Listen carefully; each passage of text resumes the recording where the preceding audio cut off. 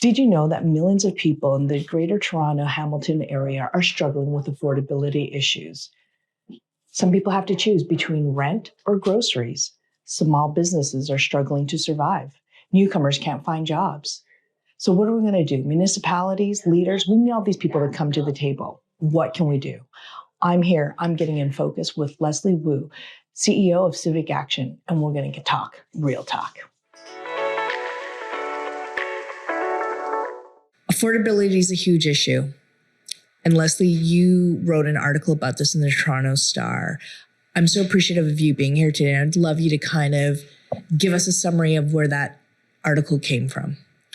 I think as I reflect, thank you, first of all, for having me. Because of my background, which is in architecture and urban planning, and I spent many years, several decades in development and in getting ideas and policies implemented. And I saw and I had observed and I was taking in the public discourse about the challenges, particularly on housing affordability and the ongoing back and forth about not enough supply, too much supply, there isn't enough land, not enough land. And I kept standing back and in my experience knowing that's such a small part of the problem that really, in fact, the issue, the ecosystem of affordability, for which shelter is an important part, is a big link to food security, living wage, like access to childcare, your education. And so part of why I wanted to write that piece was to say, let's not lose sight of the big challenge we're facing, and that even if we solved for supply, we will not solve for affordability. And so the desire to really have that in people's mind when they're making decisions becomes really important. And partly because I, was able to be part of a very significant capital investment into transit and to watch it go from, in the beginning, very little in money, public money into it to billions of dollars. When I started my time at Metrolinx, the annual capital budget was $500 million annually. When I left, it's $6 billion, and I'm sure it's more now. But what I would say is, there's so many opportunities to leverage those dollars, any public dollars, beyond just the steel and concrete or rails and cars, because we're building. If we lose sight of the fact that we're building community. We're building places for people to be, kids to be born, raised, and age in place. Then every dollar we spent, if we're not thinking about how is it affordable for everyone in their life stages, in all the challenges they face, we will fall short because we will solve for the short term, not the long term. Yeah. And so the article is really to say, while it seems difficult and hard to think about affordability in this very complex way and its interdependence with so many things, if we ignore it, we do so at our peril. And that's one of the big worries I have today. I agree with you. I mean, for me, working in real estate full time, I see the affordability issue from a housing perspective, but also recognizing that there are folks out there who hardworking, smart individuals, but have to sometimes face a decision of, do I pay for rent or do I pay for groceries? Yeah. And that's not a choice that anybody wants to have to face if they have, as individuals or parents or taking care of elders and family. And so the affordability issue is not just a housing affordability. Exactly. And it's affecting different people in different ways. Yeah.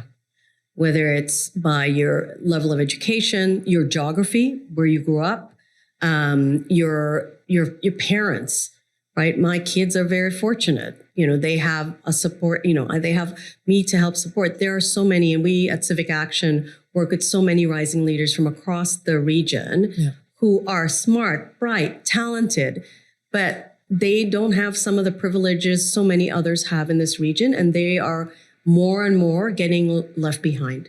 And their inability to afford some of the most fundamental things is what is disabling. Yeah. So what do we do about it? Well, lots needs to be done. And the thing is, lots is being done. But the challenge, I think, is that it's not coordinated. It is a bit chaotic. And let me explain a little bit what I mean by that. So we at CivicAction hosted a summit. We spent the year having a series of leadership dialogues with leaders from different sectors, different industries, asking not what is the problem, because we were frankly tired of hearing about the problem, but what are the solutions? Yeah. And two things came out. Regardless, we were focused on affordability, prosperity, and trust, and they're all interrelated. Yeah. Prosperity to me is the flip side of affordability. But we heard two things. One, there's not enough coordination. Governments are acting too separately. There's too many silos between departments, within ministries, or within city, municipalities, between industries.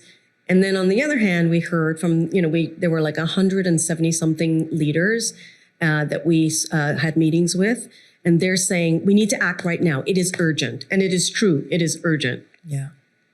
And at the same breath, all these folks who are tied to whether they're service providers, policymakers, and so forth, they are acting in their own way, in the best way they can. So I refer to these as these random acts of kindness happening, and this disconnection between the ability to coordinate, which in my mind means collectively we have lost an idea about our own future that we want. I came to this country, many decades ago, but there was a clear idea in my mind when you talk to people who are here about what this country was about and the future that it wanted. We sort of lost sight of that. And that's why we're seeing so much polarization. And in a complex issue like affordability, where there's so many systems that have to work together, without that, it is lots of money being put out, but not all optimized. Lots of individuals, organizations acting, but not, the cooperation, collaboration we need is not there. And so, how can we get out of this? We were talking a little bit about this earlier, but I really feel that we need to listen to each other more. Yeah. It's all that I'm going to say about how to fix this to a certain degree is going to sound a bit cheesy, because I'm not going to say we need billions of dollars. Yeah. That's almost obvious. Yeah. Right? I'm not going to say we need to speed up the planning process. We know that. But what if we're doing all these things, what is missing? Well, we're doing and acting individually. We're not acting together. Collectively. And we've decided and judged already how others are acting. And so if we're unable to bring ourselves together, learn and understand how to collaborate more, co-create. Yeah. So it's not only what I can do, it's what we can do together better, and celebrate. Those are my four things. But the co-creation part is really, really important, because in many respects, it's slower to co-create, right? It requires it much more thoughtful. There's a lot more listening that has to happen. New data is presented that may contradict your assumptions about things, right? And so it's more complex. And so true affordability in the city, we need to understand all of that. And then we can say, okay, short term, medium term, long term, where is it we need to start, where we need to focus, because we can't do it all at once. By the way, it's not going to happen overnight. Yeah. We've got to be at this. How did we get here in the first place, right? Yeah. Decades of unattention to the fact that, 110,000 people a year coming here every year. Yes, we paid attention to transit. We're investing in it. But we've not paid attention to that kind of growth in our public health system. We've not paid attention to the growth in our community services, parks and recreation, just everything for all different reasons. People made decisions on the basis of stuff. In my mind, it's short-sighted. Yeah. A lot of it is short-sighted. And I appreciate you covering those pieces, because I think what we need to do is, as you said, short-term, long-term, midterm, right? But do we know what we're working towards? What are we about? It's almost like the identity of a Canadian. What is a Canadian? I don't think Canadians actually branded themselves until the beer company said, I am Canadian, and started coming up with that. And that's horrible, right? Because people would often say, oh, I'm not American. But without a vision of what a Canadian is, of bringing people together, I think it's important. What are we working towards? What are we voting for? Like, what is the ideology? Like, what kind of a city, a province, a nation do we want? And it's not going to materialize like fast food. Right? Yes. It's almost an existential question. Yeah. Right? Because it means so many things to so many people. But what is it that we have, that we hold in common? So I'm not born here. Yeah. And I know when I came here and I was trying to, okay, so what is it? Canadians, like my image of Canadians after spending a few years in university and stuff, is like, okay, so they like hockey. They like to talk about the weather. Yeah. And I'm still using the they, because at that point, I didn't think I was part of this. Right. Right. It takes we can talk about belonging, but that's a whole other journey. But, yes, they're polite. But there was something that I call this notion of good governance, responsibility for others, not just for yourself. Yeah. There was a generosity about the society. And I'm saying it in past tense. It didn't go away. We just have less of it. Yeah. And it's not any one person's fault. It's also the conditions, global conditions that we sit in. But we've drifted partly because, we are this incredibly wonderful, pluralistic society. I always, when I travel abroad, I say to people, Toronto is like the living human experiment. Can all these people, with all these cultures and backgrounds and everything, can they coexist? Yeah. Right? And we've been doing pretty good for quite a while. But at this moment in time, which is why the issue of trust and affordability and prosperity was important for us to talk about, it feels like a crisis, like a convergence. Yes. And, and I wouldn't say that word. I know people use that word a lot, but I don't use it lightly. I said to someone the other day, I said, I feel like we're going to have a Detroit moment. No offense to Detroit, because it's back on the rise, but it took decades to get back on the rise. Yeah. And, whether it's the urban flight, whether it is the, people trying to find good work and companies being able to sustain it.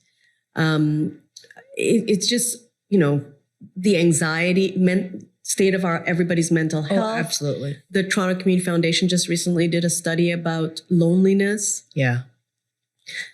So I think it's become difficult to identify who we are. Yeah. Though I don't think we're that far. Like, I think we can find ourselves. Yeah, maybe that's the way to say it.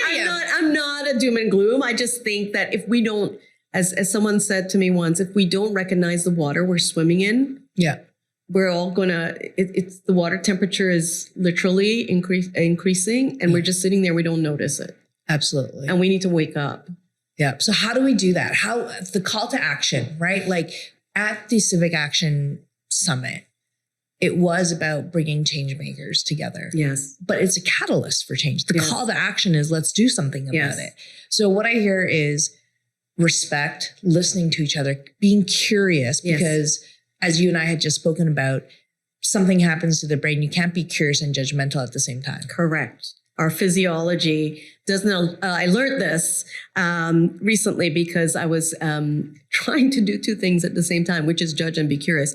And the doctor said to me, this is a psychologist, not a medical doctor, said your brain is such that when you are judging, it stops being curious, which means if you haven't been curious enough, your judgment may not be as fulsome as it should be. And when you're being curious, you halt judgment. And so we need to and many of us spend all our time in judgment. And if you're an executive or you're working in a job, you're asked to make judgment and decisions every day. Yes. And we don't spend enough time in curiosity because it seems just like what we're doing. It's talking, right? And listening and talking and listening and reading and listening and sort of processing. And if we don't do those, if we try to do them, you can't do them. And so our ability to move forward, our ability to collaborate, before we get to judgment, we have to be curious with each other. And then collectively, our judgment will be much more high-tuned and capable, I think. So it makes me come to the question of how can we be the catalyst of change? Yeah. So a couple things about the summit, which was so exhilarating because so many people who want to be part of a better future for the city region. It's inspiring in that way. And I think what we were exploring with folks is, and one of the fundamental things of the, 350 people were there, we said, yes, we're going to have workshops. And yes, we're going to talk about, you've read the facts. There's the papers that we're talking about. We have experts here. But what's going to be really important today is you need to connect with people, because we've assembled all these folks. Many of you know each other, but many of you don't know each other. Yep. And it's the people you don't know. Those are the ones that you need to listen to and be curious about, because that's where more opportunity presents itself. We all sit in our own little bubbles. Yes. Because we're comfortable with them and we love them and we love the people in them. So in order to make change happen, if we're not thinking about different perspectives, which means we're not entertaining other views, the change that we want to happen, we can't even imagine it because we're only in that little space we're in. So the whole summit was focused on, please, it's a little uncomfortable, but go introduce yourself to someone else. Yeah. Learn about who they are, what they do.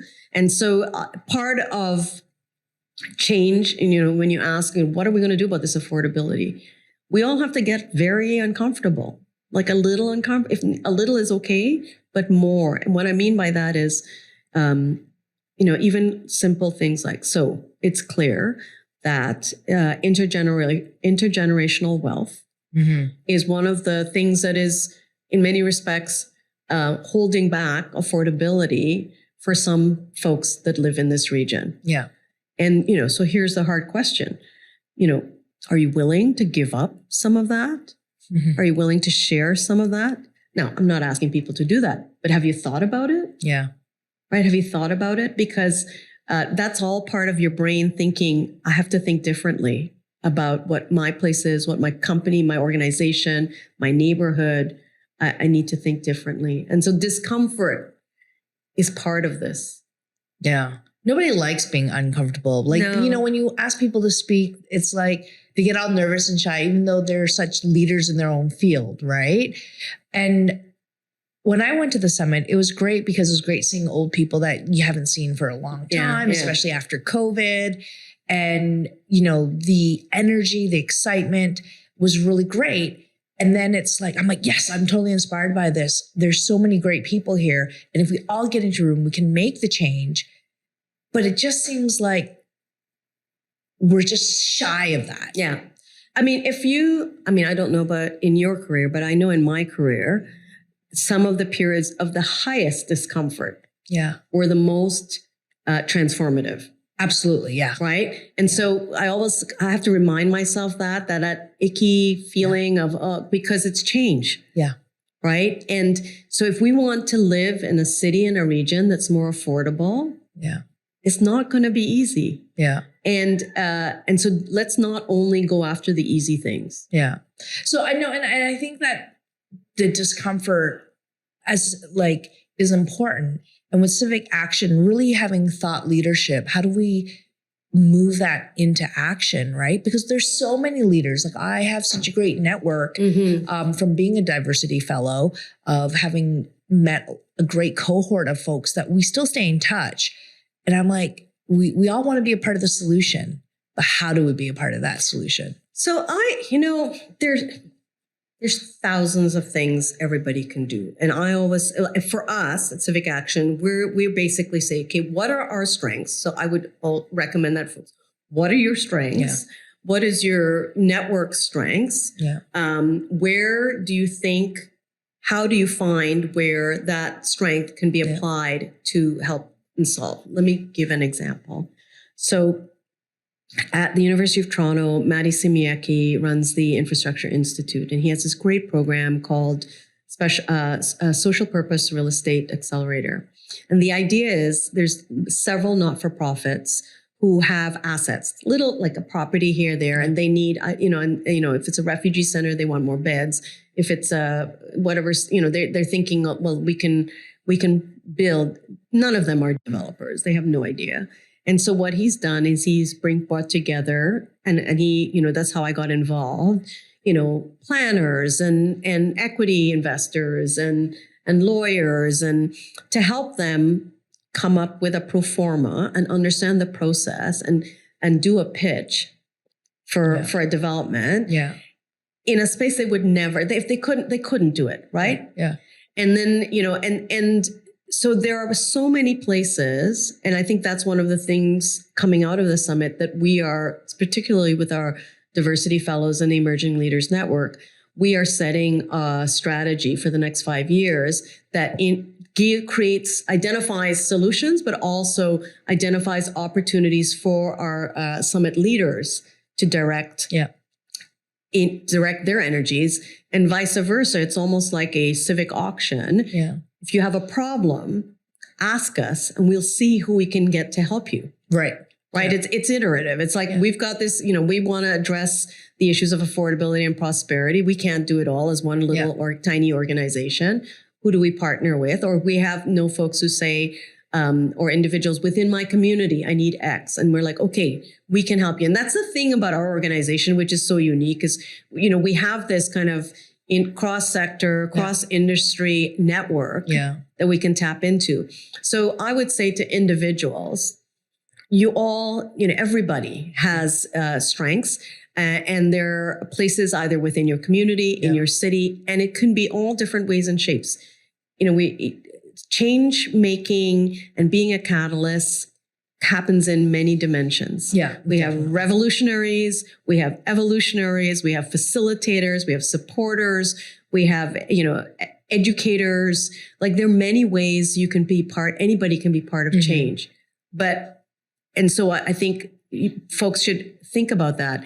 But then, make sure that you're in a circle of all those folks. And that's, I think, what we try to do very much at CivicAction, is make sure that there's a place where it can all come together. Yeah.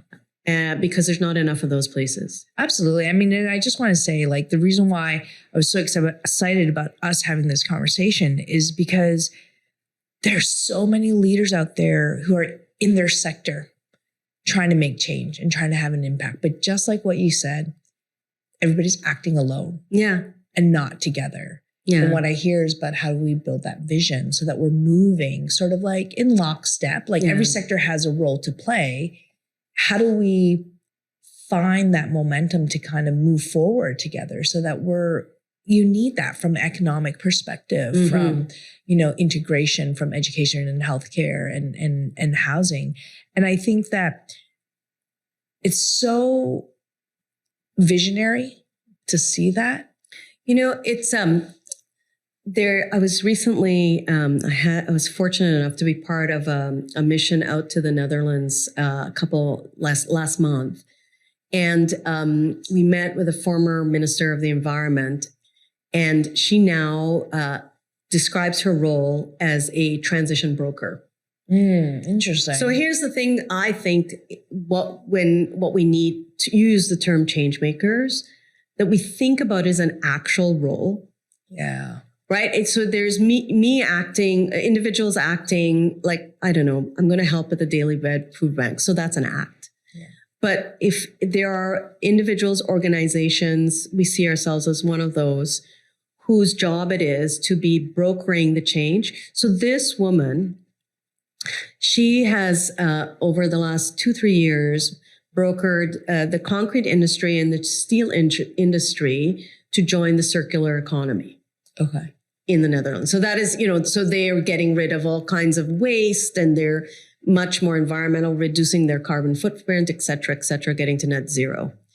They couldn't do it on their own. No, right. They wanted to do it, but they needed to have all these other parts. And I'm not just talking about political lobbying, right? This is definitely the art of change is a whole discipline. Absolutely. Right? Yeah.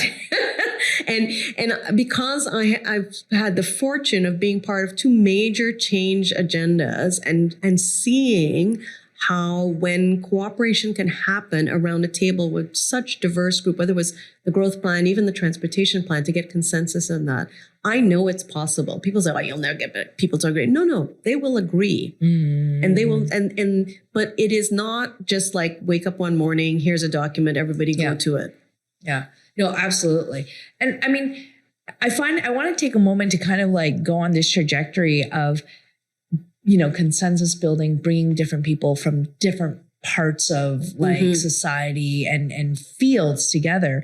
But I also want to take a moment like to talk about how you came into this, like your experience. Like you are certainly a thought leader and a change agent yourself, and the experiences that you led, because so many people who I talk to are like, well, how'd you get into that job? And I don't think that there's a straight path, like, oh, if you study this and this and this, you'll get this job. It's actually more fluid and tailored than people realize. Yes. Yeah. I mean, if you 18-year-old me would never think I'd be sitting here talking about what I'm talking about. Yeah. So when I grew up in Trinidad, my mom is the daughter between two sons. She wanted to be an interior designer. Her elder brother, they were able to afford for him to go away. This is before planes. He went on a ship to the UK to become a doctor. And the son after her brother, because as a son, he had to go away. So she didn't get to go away. Right. And so when it was my turn I was the eldest in my generation to go away. Education is very important to my family. There were a couple things that my mom I was good at math, I was good at art, I was good at physics, I was good at language. And she said, well, and I'm 18, I really didn't know what I wanted to do. She said, you should be an architect. And I was like, okay, sounds good. And you know what? When I associated architecture, what I thought, because every day I'd drive from home to school along a highway past shanties. There was a shanty town. And I said, okay, if I'm an architect, I can build housing for poor people. That was my dream of what I was going to do. And I was going to go to Canada, learn to come back and build houses, design houses for folks who couldn't have a house. And in reflection, I was like, I could have said, I want to build houses for rich people, or I want to build mansions or, churches, whatever, anyhow. But that was an indication of where my brain was and where my values were and where my passion was.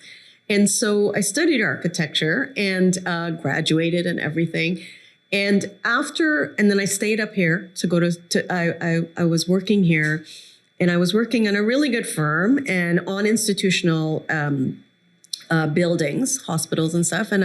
But I was, what was so interesting, why I left architecture, is because I was so removed from the end user. And I realized I'm a very social person. I wanted to be there. So I left architecture. And in fact, that was talk about discomfort. Yeah.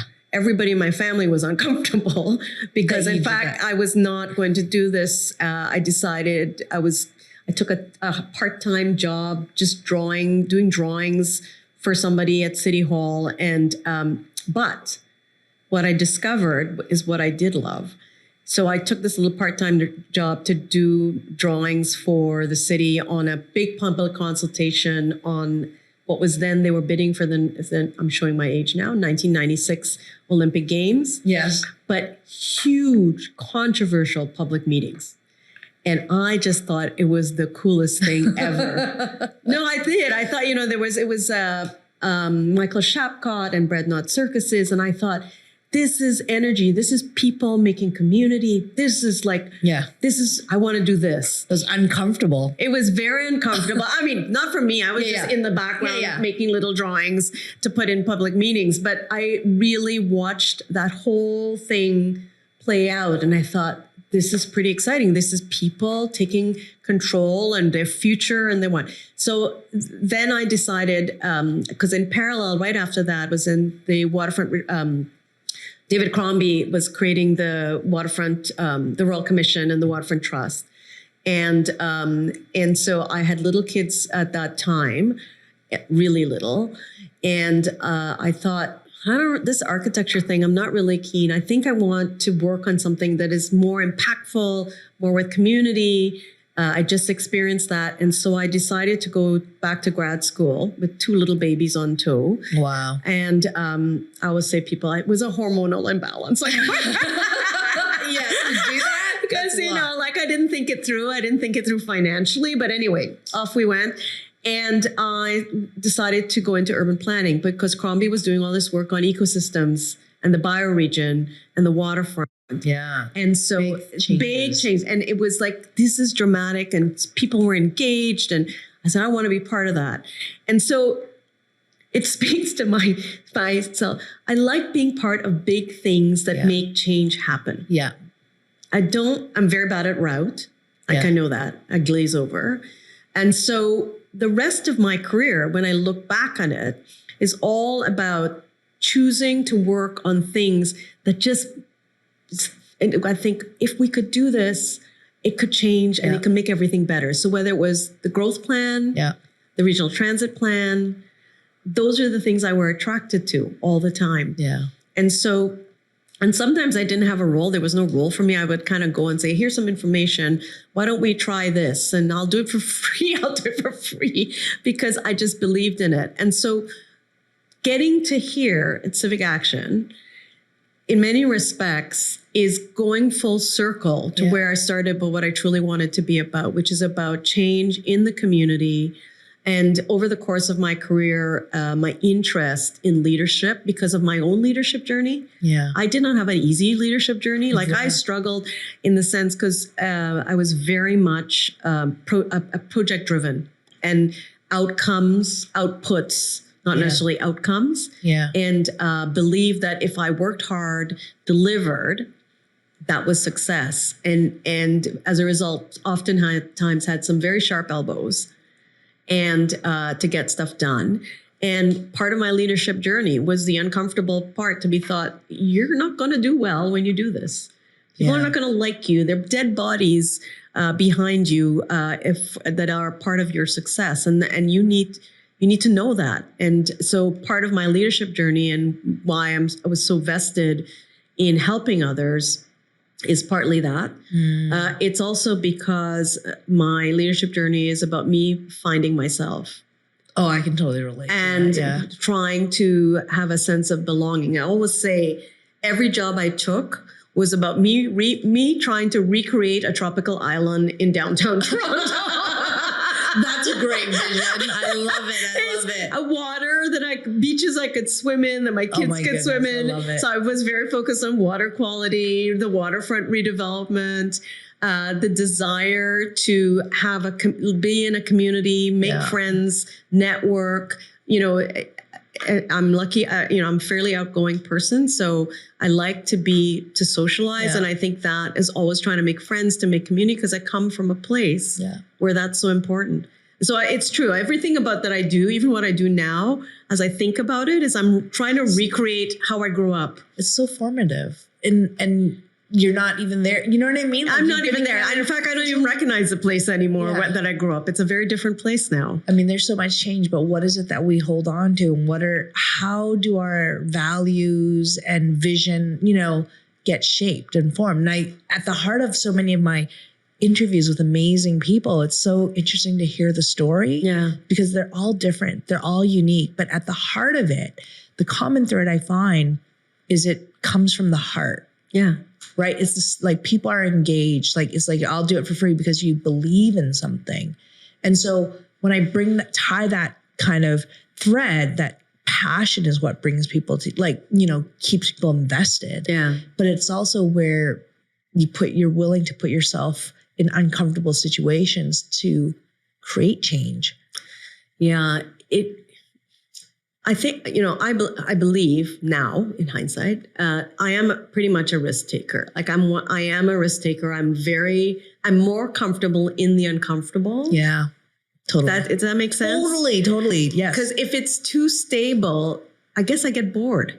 Oh my goodness, that's exactly me. Like I do get bored. Like, I used to joke because of the early part of my career, people will say she can't hold down a job. Why is she just there? And then she's here. And even within the place I was the longest at Metrolinx, 12 and a half years, I had like 4 jobs in there, 4 different jobs. And so if I can't continue to be curious and I can't continue to be creative, I wither. Yeah, no, and I totally relate to that because it's finding a new challenge and being not like a fire starter, but you're building something. I am definitely a builder. I'm not a maintainer. Yeah. We need maintainers though. We need maintainers. I need maintainers. Yeah. But I get more joy out of the creative part. I love it. Well, I love to kind of wrap interviews up with quotes. Yes. And you shared with me this quote, movements are born of critical connections rather than critical mass, by Grace Lee Boggs. Tell me about this. So Grace Lee Boggs was an activist, Chinese American activist. And she and her husband very much, and I only learned about her several years ago. She and her husband, they were part of, in the 50s and 60s. But you can imagine as an Asian woman, I was just thinking about this as well. So there are many activists at that time came out, and their work was about and it was the 60s. Everything was about the collective. Yeah. Right? And we've sort of become, particularly in North America, very focused on the individual and individual action. Yeah. And this is why today in 2023, right here in Toronto, we need to find back the collective. Yeah. And I'm not saying we should be, it's not a call for communism. It is a call for the collective, because we are facing the tragedy of the commons. Right? We've got all this stuff, and no, you're in charge. No, you do it. No, you do it. I'm going to do it. I'm not going to do it. And then it's like, well, what are we doing together? And to me right now, that's the most important question we have to be asking ourselves. When any leader says, okay, and we're going to do X, and you kind of say, well, did you talk to, if it's the province, did you talk to the feds? Or if it's the feds, did you talk to the city? If the city, did you talk? Like, are you doing it together? Because we know you can. We saw you in the pandemic. Yeah. We know you can rally around a crisis. Yeah. This is a crisis. We have multi-crises right now. Yeah. A lot of little ones. Yeah. And little ones, big ones, medium-sized ones. But let's rally. So that quote, in my mind, speaks about the fact, yes, we can do things on our own. And yes, we can act. Yeah. But the power is in doing it together. Absolutely. Oh, so powerful. What a quote onto itself. Thank you so much for your time. Oh, yeah, this was fun. Thank you so much for allowing me the time to share. Yeah. And I believe, I really see you as a critical part of helping to create that vision, right? The call to action of how do we be change makers for the community, for the city, for where we live. If one last thing I would say, there's this sense, and I get it, because sometimes when I talk about we need more vision, we need to know where we're going, people are like, oh my God, violins in the cloud. She doesn't understand that, how is that going to solve someone who's homeless in a park? Mm-hmm. And I keep saying, because if we don't figure that out, whatever we've got planted on the ground, whatever we solve for, it's going to come back. Like we're not going to make decisions that are going to last. And in the 60s or in the past, we can go back through history in this country, in this city, decisions that were made with the future in mind that still sit with us, right? And the ones that are made in short-term reaction to things, they're long gone. That's and so true. Yes, it is vision. People like, you can't use the V word. Vision. That sounds so, airy fairy. I said, no, it's the thing we need most now. It is the thing to inspire folks, because people are becoming apathetic because the problem is so complicated and seems overwhelming, and they're frozen. So please, let's talk about how we're going to get out of this, not just the tactics of it, but strategically together. It's so important. Like, I can't begin to tell you how important. And I'm doing my best, my little corner, little square on the planet. Well, no, I mean, like, we've got a lot. Look, from Civic Action, from ELN, Emerging Leaders Network, from the Diversity Fellows, there's a lot of leadership leaders that are there. And I'm like, how do we capitalize on that? Well, we're going to stay tuned. We are definitely going to rally the forces. Yeah, we need to. We need the force to be with you. Right. Exactly. I love it. Together. Yeah. Together. Thank you. Thank you. Thanks for checking out this episode. You want to make sure to like, subscribe, and share so that you don't miss out on the next In Focus episode on topics that matter to you.